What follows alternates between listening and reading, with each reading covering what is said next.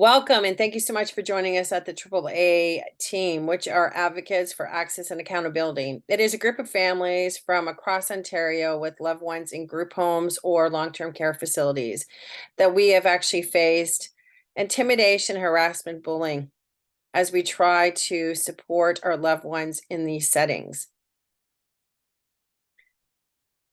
There is extensive systemic issues in the system that needs to be addressed by the Ontario government.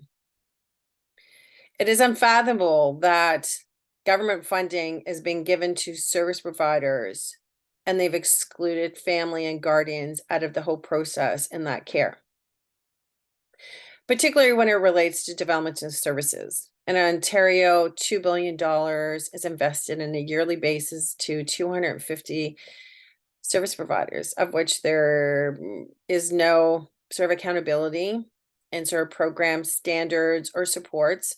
They have operational directives, but it's really not looking at sort of the care. And this has been problematic or a challenge for literally a generation when I started my career in the Ontario government, which again, I was part of the team that looked at human rights, equity, accessibility. So tell me how our social justice system, our social justice legislation is being lost in the group homes that are funded by the Ontario government. Are we not supposed to be the role models for the rest of our society and our business and our sectors? One would assume that would be a good thing to do. So as I look at the Ontario Ombudsman, the Ontario Auditor General, is that they've actually identified the issues. There is no collaboration or quality of care, and families are not included, and there's no client satisfaction. And I think that would be really helpful, because if we actually look and assess actually what the services and programs are, then we can look at how the improvements can happen. Because like in any business or service, you want to look at improvements and refinements in order to better serve. But excluding families and guardians with vulnerable adults is just unacceptable. And it's been literally 2 years, and I could write a book about it, how I've been advocating as the guardian. The guardian for my brother, who is deemed incapable by the Ontario courts, and yet this group home provides care, who is funded by the Ontario government between $13,000 and $20,000 a month, who is unwilling to take him to the YMCA for a walk and can only commit to giving him a 15-minute walk a day if we're lucky. But we're in a position now where he's totally dependent on them. My brother was able and walked in, and now his mobility is questioned. So I question the care. I question how our social justice is not being complied to when it is funded by the Ontario tax dollars. I'm questioning sort of access to programs and services and ensuring that they meet the demands of the market. Why are we not setting expectations to serve Ontarians? I'm not saying that there is a lot of services and programs out there doing great work, but there's a lot and then that are not. And when they're not, somebody needs to be watching. And I thought the government was supposed to be watching, but that doesn't seem to be happening because nobody's been responding to me. And I'm really idealistic. So what I'm learning is we have these systems in place, but they're feeding jobs. They're not feeding client supports, which is kind of scary in itself.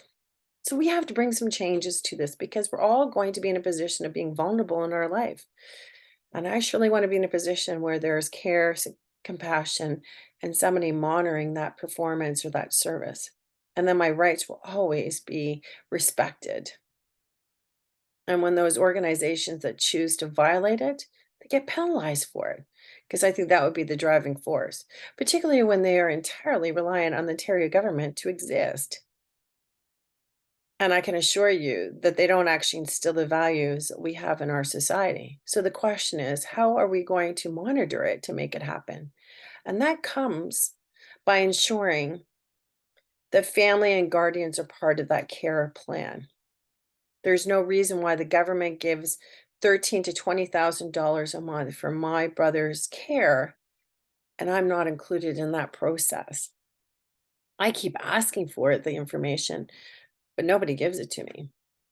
And so we, as the families of the AAA team, are looking for more families to join, to be collective, to bring that change that starts with the collaboration and quality of care, and having program standards and a basic code of conduct. There's no reason the families that we have come together are faced with harassment, intimidation, and bullying by them, that we are ignore as a directive by the law to have our direction and care and finances to be incorporated. But unfortunately, there's no enforcement.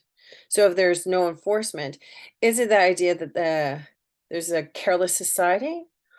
Or is it that we're expecting these organizations to do the right thing? If it's to do the right thing, we're in the 21st century. That's not happening. We need to encourage by best practices to make that happen. In the case of my brother, there is much gratitude for the support team and those that have been helping. My brother returned to his day program of 30 years, and it was heartwarming to hear him call it school and talk about his lifelong friendships and his teachers. So I will never be in a position that my brother would not want to go. And when they are not providing access for that communication, for that transitional support, you are to do what asked of you. And if you cannot justify it, then there's a problem with service, and it goes back to the ministry. My brother deserves to have a quality of life. My brother deserves to have social and community inclusion. It's not for a service provider to make those choices. But what is the purpose of a guardian when the service provider believes that they're above the law? The unresponsiveness of the government, particularly the Ministry of Children and Social Services, would indicate that they are above the law. And I'm saying that they're not. The Toronto Police have been very good in sort of doing the wellness check and documentation. But again, I'm in a position to say, I can't take my care of my brother anymore because he's not the same level that he went in. The quality of care, which is fundamental, is so poor that my brother has lost 25 pounds, that he's not mobile, that I've been trying to get his recreation for his physical strength to come back, and they're resisting it. It's just like being in the twilight zone. How could a service provider deny the right of physical and recreational activity to support mobility so that he doesn't go into a wheelchair? And nobody stops to say, this is wrong. I'm saying it's wrong. So stay tuned for more information on actually our families coming together to share our insight. What we'll have is about guardianship and the guardianship process. We'll have about notice of trespass and advocacy, looking at room and board. And any of those that want to share, please reach out, because it is the power of numbers that bring the change for those that we love in group homes. We need to look at an alignment of the services and programs to meet the demand that is in the cities and the communities across Ontario. We should not have families or loved ones sitting in hospitals waiting for services. We should not have young kids not in school. We should definitely have special education with better monitoring. We should be in a position to make sure that kids are not tied up in their group home. We should ensure that families are valued and they stick together. Families that are looking for additional support for their loved one should not be forced to put them into the Children's Aid Society for group homes. There should be a greater appreciation and value of working with families for loved ones. We should be in a position that families are not having to be broken up because they can't get supports. Or in the case that I have, why has every visit with my brother as his sister, as his guardian, been canceled since November 2021? Why is my brother sad, isolated, alone, with no family as he mourns the loss of one of the most important relationships in his life, his father? This is wrong. Why has he been in a position not to have therapeutic counseling support and have it denied by this group home? It's wrong. It is wrong for him not to have healthcare services, being denied oral care, denied actual personal care support because of recommendations by another government agent. It is wrong for them to actually have his ODSP money go into their corporate account for years with no financial documentation that has any credibility or accuracy. It is wrong for this group home to be in a position to make health-related decisions and not once provide the substitute decision maker, my father, the choice to make decisions on his son.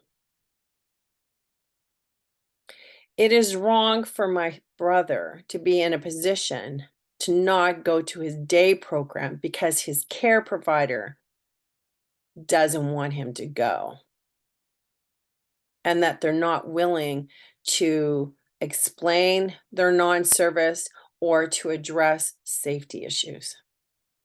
So stay tuned, and thank you so much for listening.